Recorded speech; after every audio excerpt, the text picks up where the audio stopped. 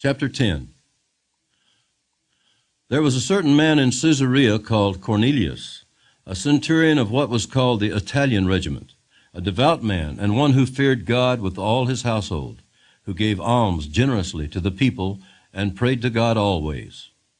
About the 9th hour of the day, he saw clearly in a vision an angel of God coming in and saying to him, Cornelius. And when he observed him, he was afraid and said, What is it, Lord? So he said to him, Your prayers and your alms have come up for a memorial before God. Now send men to Joppa, and send for Simon, whose surname is Peter. He is lodging with Simon, a tanner, whose house is by the sea. He will tell you what you must do. And when the angel who spoke to him had departed, Cornelius called 2 of his household servants and a devout soldier from among those who waited on him continually. So when he had explained all these things to them, he sent them to Joppa. The next day, as they went on their journey and drew near the city, Peter went up on the housetop to pray, about the 6th hour.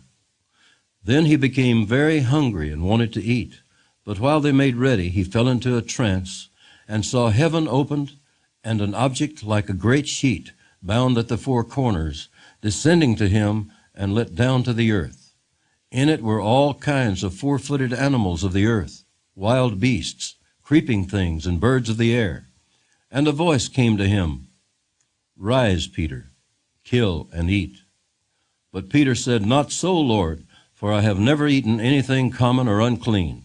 And a voice spoke to him again the second time, What God has cleansed, you must not call common. This was done 3 times, and the object was taken up into heaven again. Now while Peter wondered within himself what this vision which he had seen meant, behold, the men who had been sent from Cornelius had made inquiry for Simon's house, and stood before the gate. And they called and asked whether Simon, whose surname was Peter, was lodging there. While Peter thought about the vision, the Spirit said to him, Behold, 3 men are seeking you. Arise, therefore, go down and go with them, doubting nothing, for I have sent them. Then Peter went down to the men who had been sent to him from Cornelius and said, Yes, I am he whom you seek. For what reason have you come? And they said, Cornelius, a centurion, a just man, one who fears God and has a good reputation among all the nation of the Jews, was divinely instructed by a holy angel to summon you to his house and to hear words from you. Then he invited them in and lodged them. On the next day, Peter went away with them, and some brethren from Joppa accompanied him. And the following day they entered Caesarea.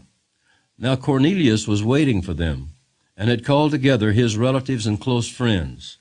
As Peter was coming in, Cornelius met him and fell down at his feet and worshipped him. But Peter lifted him up, saying, Stand up, I myself am also a man. And as he talked with him, he went in and found many who had come together. Then he said to them, You know how unlawful it is for a Jewish man to keep company with or go to one of another nation, but God has shown me that I should not call any man common or unclean. Therefore I came without objection as soon as I was sent for. I asked then, For what reason have you sent for me? So Cornelius said, 4 days ago I was fasting until this hour, and at the 9th hour I prayed in my house, and behold, a man stood before me in bright clothing, and said, Cornelius, your prayer has been heard, and your alms are remembered in the sight of God. Send therefore to Joppa, and call Simon here, whose surname is Peter. He is lodging in the house of Simon, a tanner, by the sea. When he comes, he will speak to you. So I sent to you immediately, and you have done well to come. Now therefore we are all present before God to hear all the things commanded you by God. Then Peter opened his mouth and said, In truth, I perceive that God shows no partiality, but in every nation whoever fears him and works righteousness is accepted by him. The word which God sent to the children of Israel, preaching peace through Jesus Christ, he is Lord of all, that word you know, which was proclaimed throughout all Judea and began from Galilee after the baptism which John preached, how God anointed Jesus of Nazareth with the Holy Spirit and with power, who went about doing good and healing all who were oppressed by the devil, for God was with him. And we are witnesses of all things which he did both in the land of the Jews and in Jerusalem, whom they killed by hanging on a tree. Him God raised up on the third day and showed him openly, not to all the people, but to witnesses chosen before by God, even to us who ate and drank with him after he arose from the dead. And he commanded us to preach to the people and to testify that it is he who was ordained by God to be judge of the living and the dead. To him all the prophets witness that through his name whoever believes in him will receive remission of sins. While Peter was still speaking these words, the Holy Spirit fell upon all those who heard the word.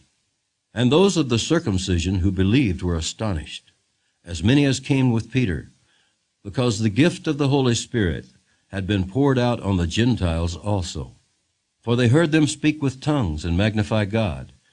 Then Peter answered, Can anyone forbid water, that these should not be baptized who have received the Holy Spirit just as we have?